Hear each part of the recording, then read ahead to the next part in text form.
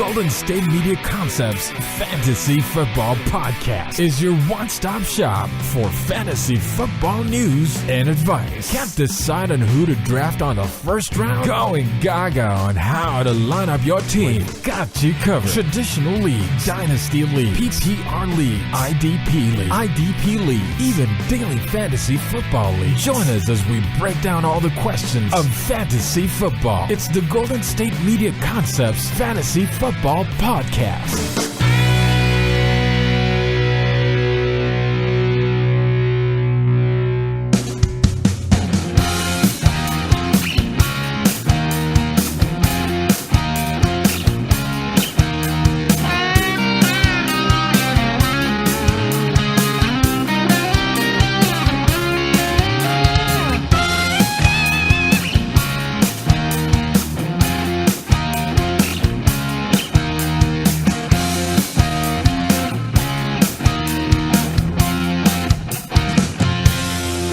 Thank you for tuning to the Golden State Media Concepts Fantasy Football Podcast, where we discuss everything there is to know about fantasy, from setting up your lineups, who to start, who to sit, top waiver wire pickups, everything.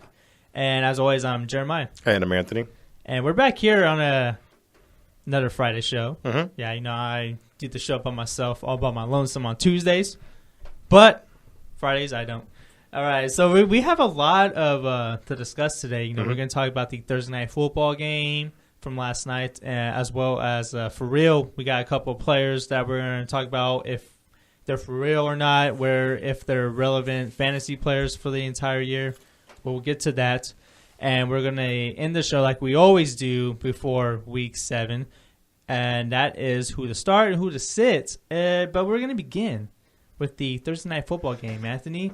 There was a pretty good fantasy performances, mainly from the Green Bay Packers. You can say that. Right. One that sticks out to me has to go to Davante Adams. He's probably the top fantasy performer last night, and this came out of nowhere. I didn't think Davante Adams was going to play because of the concussion protocol. I didn't even know he was clear to play before the game. Right. And, man, he balled out. 132 yards on 16 targets and 2 touchdowns. He was a baller last night.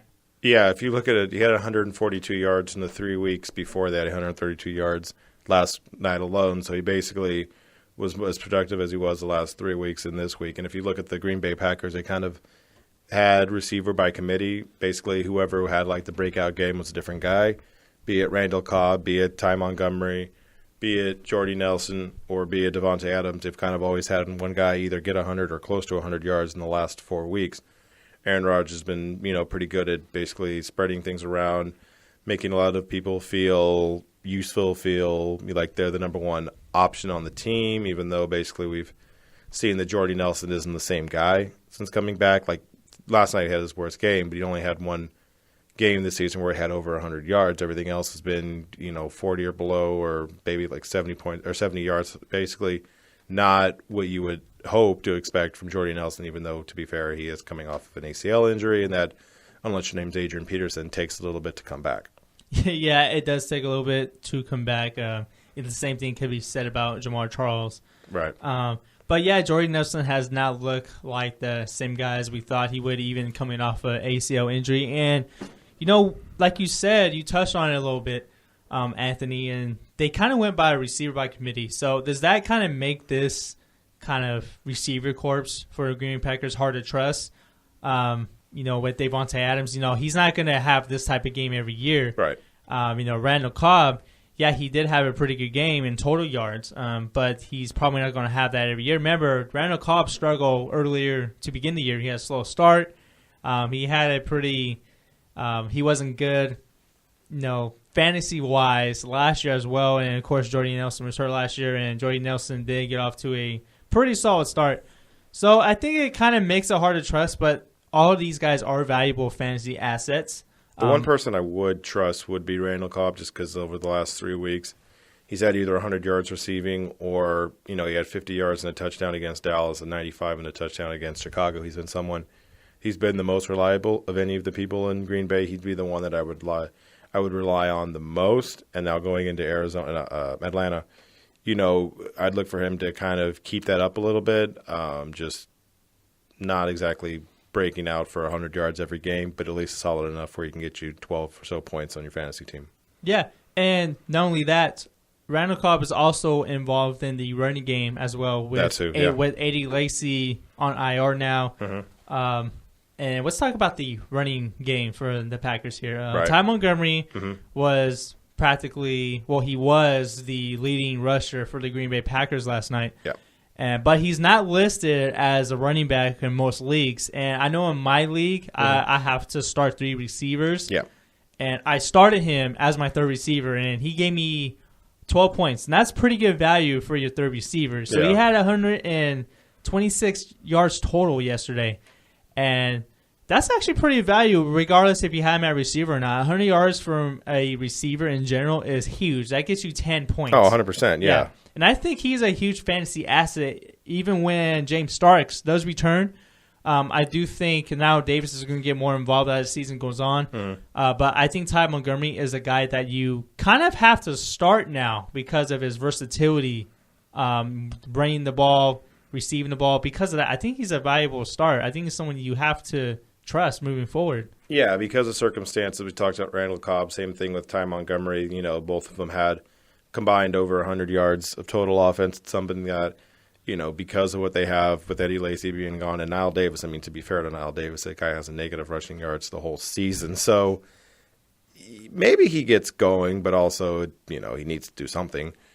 But between those two, those are people that you can, at least rely on because of what they have to be. Maybe Don Jackson can do a couple of things coming off the practice squad, knowing the offense a little bit better than Niall Davis, but between Montgomery and Cobb, because of what the team is, they'll be the ones you would rely on the most fantasy outside of Aaron Rodgers for the Packers offense. Yeah, so I think we agreed that the receiver to trust is Randall Cobb, and you have to trust Montgomery because of his versatility. I think he might get running back eligibility soon if he has enough snaps. But let's talk about the Chicago Bears. Okay, let's talk about Let's talk about them because we can't leave them out, and I know there wasn't anything to get excited about.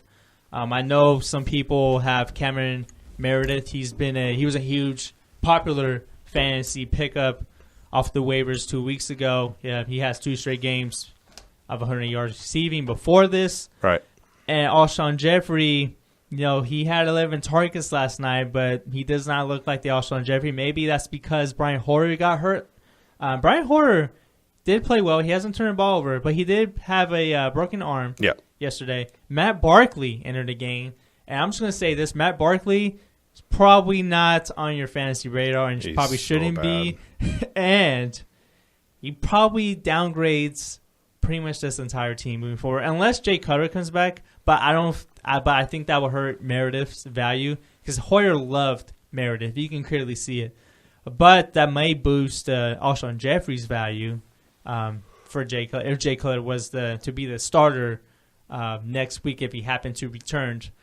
But if Matt Barkley moves forward as a starter, I just don't see how you can trust anyone on the Chicago Bears. Even Jordan Howard, he hasn't even looked. He couldn't run the ball yesterday.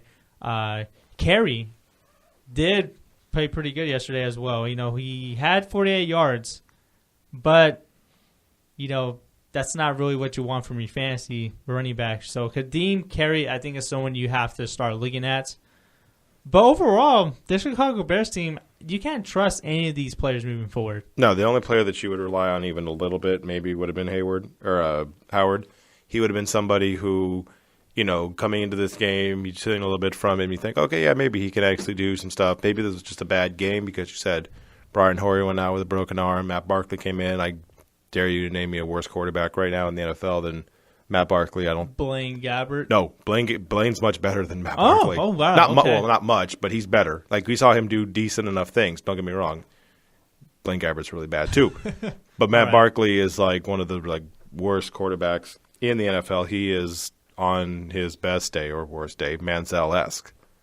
But, yeah, Howard was one of those people you thought you could trust. Kind of saw it last week a little bit, regressed, got the 34 yards and a touchdown this week, 22 yards.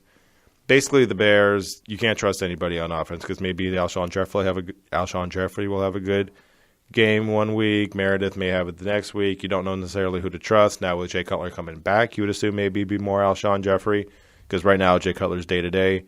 And at this point, you might as well start him. You might as well do some things, get him some yards, get him some – like if he has a couple of good games, maybe you trade him away. Maybe you just do enough for him so that way you can maybe get a couple of wins. That way your season's not a total loss, but not do as well. That way you don't get like a top 15 pick. Maybe you want to get like a top 10 pick. Because the Bears are doing nothing this whole season. They're 1-6. Their season's done. They're already 3 games back of Green Bay, and Green Bay's not even the leader. Minnesota Vikings are 5-0, so they're already, let's say they go 6-0, they're 5 games back. So it's one of those things where the Bears basically just have to get some assets, get some draft picks, maybe just try and salvage the season in some way, shape, or form. But, yeah, for the Bears, maybe you rely on Alshon Jeffrey right now because Jay Cutler's coming back, but it's not looking bright in Chicago. Yeah, so I think we agree that the Chicago Bears is pretty much a hard team to trust all around. Yeah. But we're going to take our first break, and we're going to get into our For Real segment. We're actually going to talk about Ty Montgomery a little bit more, as well as 2 other players that were popular waiver wire pickups this week, and if you can trust them moving forward for the rest of the season. But we'll be right back here at the Golden State Media Concepts Fantasy Football Podcast. Tired of searching the vast jungle of podcasts? Now listen close and hear this out. There's a podcast network that covers just about everything that you've been searching. Hey! The Golden State Media Concepts Podcast Network is here. Nothing less than a podcast bliss with endless hours of podcast coverage. From news, sports, music, fashion, cooking, entertainment, fantasy, football, and so much more. So stop lurking around and go straight out to the Golden State Media Concepts Podcast Network. Guaranteed to fill that podcast itch.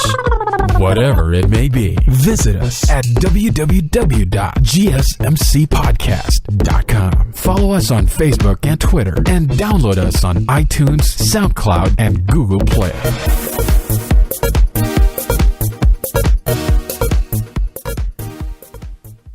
And welcome back to the Golden State Media Concepts Fantasy Football Podcast. All right, so we started off last segment talking about Thursday Night Football's game. Now we're going to go in a little bit of a for real segment, see if the people who either had breakout games or had a good season so far, if they're actually for real or if it's just kind of a mirage kind of thing.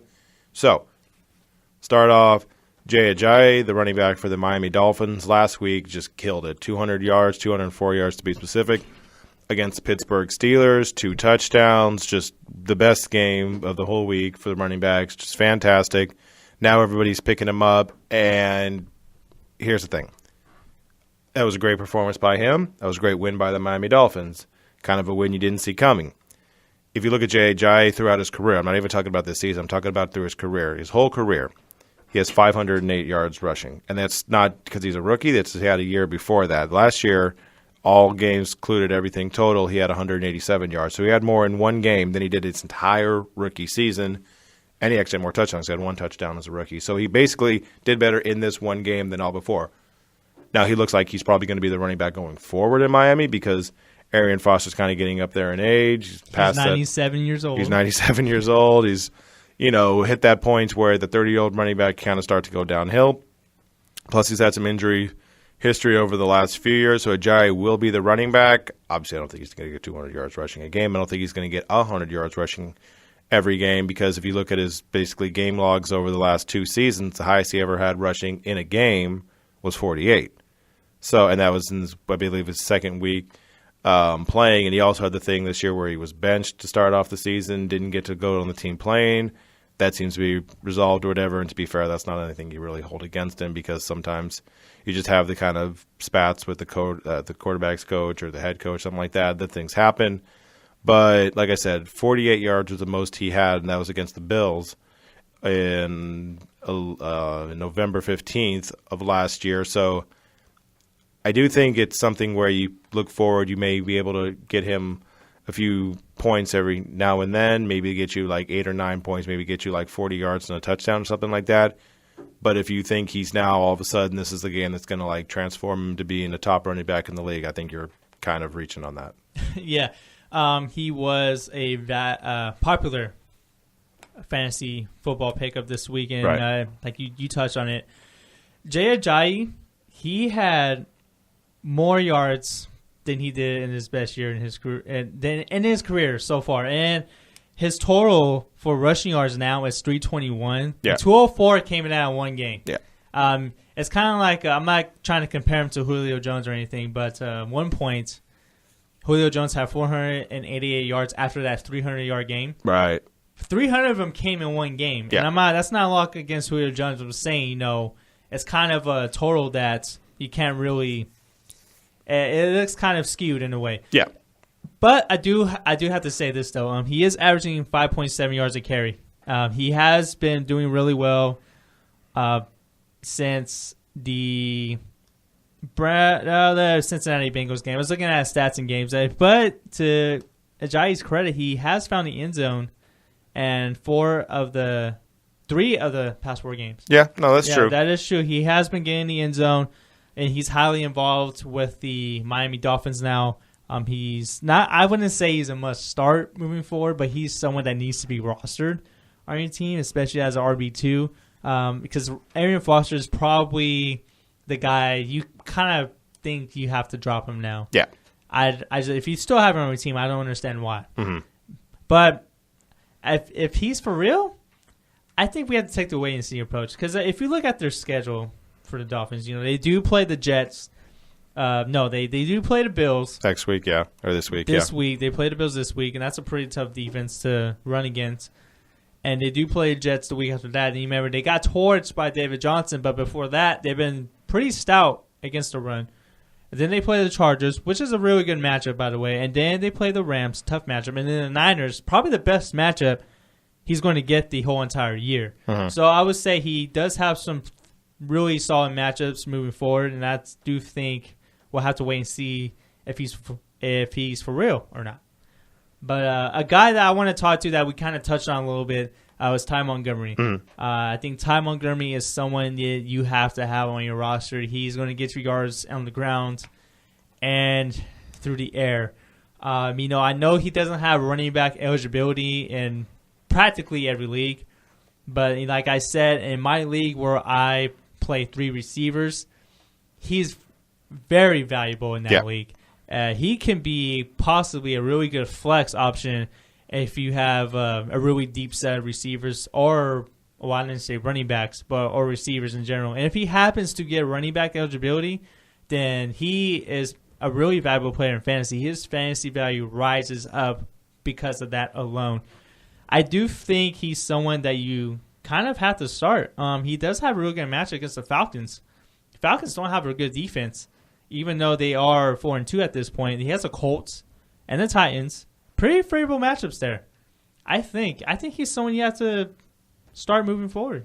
Yeah, so you talk about Montgomery. We talked about it the segment before that. Basically, it's one of those starts by necessity for the Packers, right? Because Eddie Lacy's down now, and you don't know who the running backs you're going to rely on necessarily are. You don't know who is the people that you're going to go to, because you got Montgomery, you got Niall Davis, you even have Don Jackson. You have people who are not proven, people you don't know if they're good or not, people that you don't know what to expect from them. But you look at Ty Montgomery over the last 2 weeks, 100 yards of total offense, rushing and receiving both weeks. And you said he's going against Atlanta. Atlanta's defense is really bad. It's one of those teams, they more than the bottom half. They give up 285 yards passing per game. That's 26th in the NFL. And that's just in that, as far as rushing goes, they're really bad as well. So it's one of those things where you can kind of rely on Ty Montgomery. You can assume he's going to get you some yards, maybe not 100 yards total offense every week. But at the same time, considering the teams that they're going to be playing, you talked about the Colts, he's someone I think you should definitely start. He is a must-start PPR leagues. I'm going to add that too as well. He has 20 receptions in the past 2 games. Before that, he didn't even have a single one. Right. Didn't have a single target. So he's someone that needs to be a must-start in PPR leagues. Yeah. He's someone that has value in standard leagues as well. And I think he's going to be a very valuable fantasy player who, regardless if James Starks comes back or not, I feel like he's found the role. Yeah, so far. Yeah, exactly. Okay, and then we're going to move on to our last for real player is Kenny Britt. Yeah. He's emerged as the number one receiver for the Rams. Mm-hmm. Yeah, he's been somebody who, kind of surprising over the last few weeks. Actually, basically since week 2. So week 2, he had 94 yards receiving against Seattle, 82 against Arizona, 75 against Buffalo, and 136 breakout against the Detroit Lions.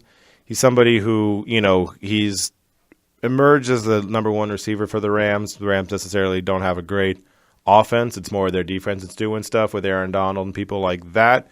But I would say with Kenny Britt, he's somebody who, again, all these people that we're telling you to start, we're not telling you anything like they're going to be Julio Jones or people like that. But it's somebody, a wide receiver 3 or a flex, something like that.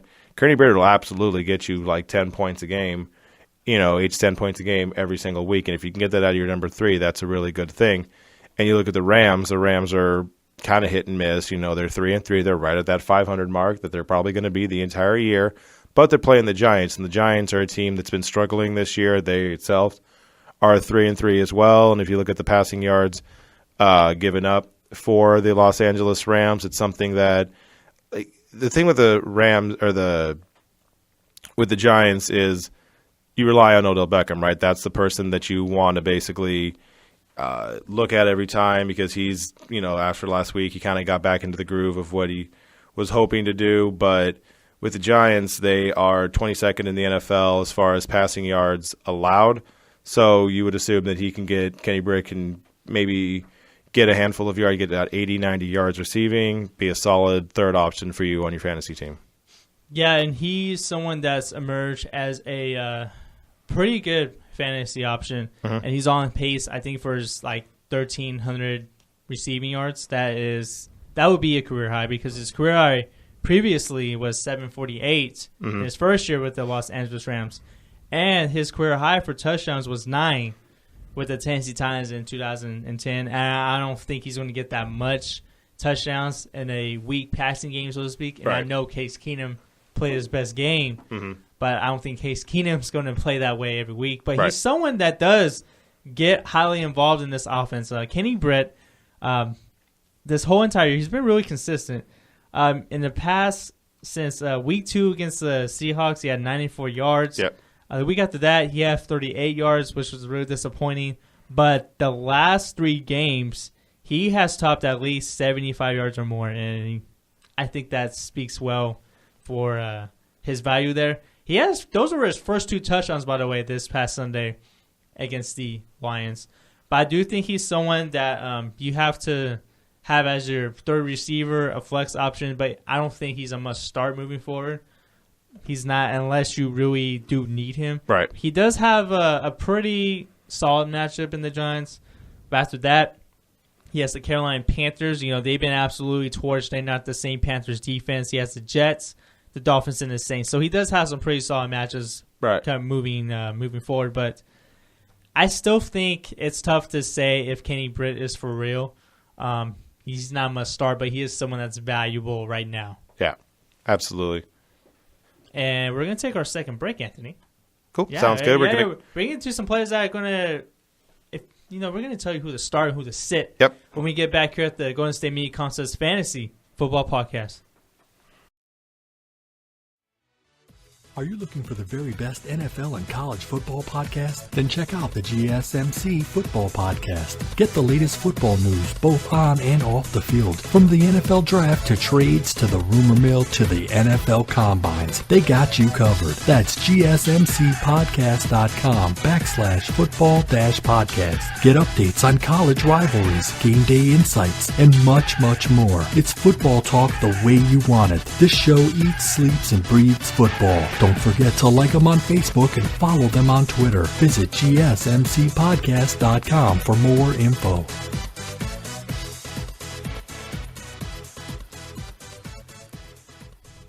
And welcome back to the Golden State Media Concepts Fantasy Football Podcast. All right, so now we're in the whole start-sit situation, trying to help you guys out as far as that goes. So the first person we're going to talk about sitting is LaShawn McCoy. And I understand last week we talked about you need to start LaShawn McCoy because he's going against the Niners defense, and that worked. It was great, 140 yards, some touchdowns. It was 3 touchdowns. 3 touchdowns. It was great.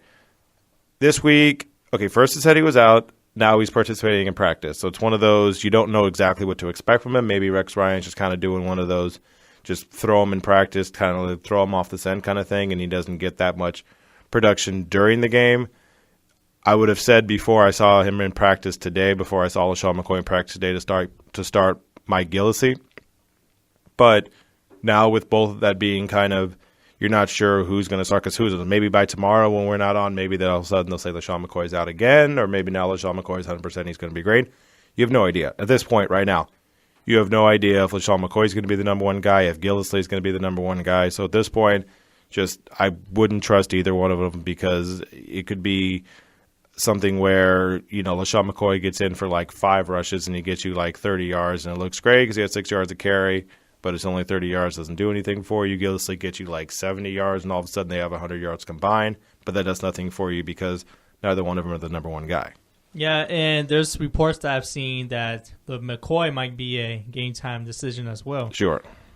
So if that's the case, I would just start McCoy until he is actually declared out. If he is inactive as of early morning, because I think they have a 10 o'clock, 1 o'clock game. Yeah. If they have they have an early game. So I would wait until I see the report that he is inactive. If McCoy is active, I would stick with him.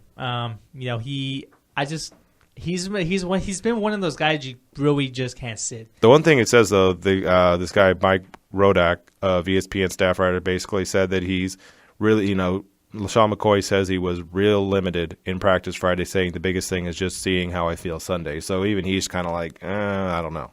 Okay, but I would just, kind of just wait and see until Sunday morning if he's active or not. That's the approach I would take. Right. But because, we've seen what McCoy has done this year, he's probably had his best year since 2014 or 2013 when he had over 1,600. He looks like he's heading in that direction. But a running back that I think that is a must start this week, Jacquizz Rodgers for the Tampa Bay Buccaneers. Doug Martin. Looks like he's going to be out. He's going to miss more time than originally anticipated. And Jacquizz Rodgers, he's going to start for the Buccaneers. He has probably the best matchup of any running back this week, and that's against the San Francisco 49ers. 49ers had given up 5 straight 100-yard rushers, especially the past 2 weeks. They gave up 140 to McCoy. Right. Gave up 157 to David Johnson. Jacquizz Rodgers looks like he's going to have a really good game. And going back to his last start 2 weeks ago, Monday Night Football, he had 30 carries for 101 yards. I know he averaged 3.4 yards a carry, but that's still a lot of touches. I don't think he's going to have as many touches like that against the Niners, but I do think he's going to have more yards per carry. And I am kind of predicting he will have 115 and a touchdown against this 49ers defense. That's that's a good thing right there. The Niners we've seen have been really bad as far as against the run, whether it was Ezekiel Elliott, whether it was David Johnson, whether it was LaShawn McCoy last week. Fozzie Whitaker had 100 yards, and he has been hurt from since then. Yeah, so it's one of those things where, even with Jacquizz Rodgers, who I had last year on my fantasy team, and he's just annoying. And, it's kind of one of those things where you don't have to necessarily think he's going to be great all year, but for next game against the Niners, you kind of just keep riding that whole running back against the Niners train until it doesn't work anymore. So I'm agreeing with you on that. Also, just because basically we're just going to bash on the Niners, basically, same as this is going to be, Jameis Winston, same sort of thing. We've seen, now that Navarro Bowman isn't on the 49ers anymore. He got hurt. Now that defense is in tatters.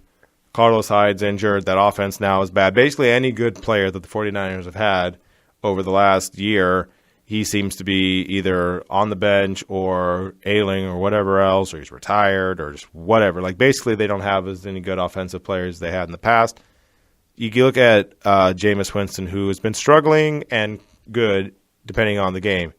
He started off 4 touchdowns against the Falcons in Week 1, then 243 and 4 interceptions, then 400 yards in Week 3, then 2 interceptions Week 4. No one touched, good in Week 5, so he's kind of been hit or miss. I would say he keeps us up against the 49ers because the one thing with the 49ers, like I said, that defense is very, very bad. Not just running the ball, giving up running yards, but also passing the ball. I would say with Jameis Winston, he's someone who is probably available in a decent amount of leagues still. If you need somebody, if you got a bye week this week and you need somebody as a quarterback, I would say pick him up. Yeah, he's definitely a streamer, so to speak, and I do like the matchup against the Niners, but he's more of a high-risk, high-reward type of player. 100%, yeah. No, he absolutely is high-risk, high-reward kind of thing like that. And my start of the week is Jack Doyle, Indianapolis Colts tight end versus the Tennessee Titans. Dwayne Allen went down early in last Sunday's game against the Texans. The number 2 receiver in Philip Dorsett, he's been lingering. He's been playing with some injuries. So I do think this is a really good game for Doyle to solidify himself as a valuable option in this offense. Doyle was still able to get 53 yards and a touchdown against the Texans, a very tough defense, especially against tight ends for that matter. The Titans are 13 in fantasy points allowed to tight ends. And Doyle, I think he's a pretty good red zone option with Dwayne Allen out this Sunday. So I do like that matchup as well. He's a very good streamer this week, and he can possibly be a must-start moving forward if Dwayne Allen was to miss any more time. Right. I kind of like that, though. It's kind of one of those under-the-radar things. Dwayne Allen, like with him being out, Andrew Luck, is going to get a lot of yards passing, whether in garbage time or not. He's doubtful, Dwayne Allen is, so I kind of like that. Yeah, just kind of an under-the-radar thing, not going to get you a lot of points, but enough to kind of help stabilize the tight end position. Yeah, and that concludes our show, Anthony. It's been a good one. Had fun. Yeah, had fun. All right. Well, as always, we'd like to thank you guys for tuning in to the Goins to Me Concepts Fantasy Football Podcast. You can tune in to the show every week on a variety of platforms on iTunes, Google Play, Stitcher, SoundCloud, and YouTube, as well as on the website, gsmcpodcast.com. You can also follow the Twitter at GSMC_FFootball and on Instagram at GSMC_FFootball. You can also like the show on Facebook, Goins to Me Concepts Fantasy Football Podcast. And as always, I'm Jeremiah. And I'm Anthony. And we'd like to thank you guys for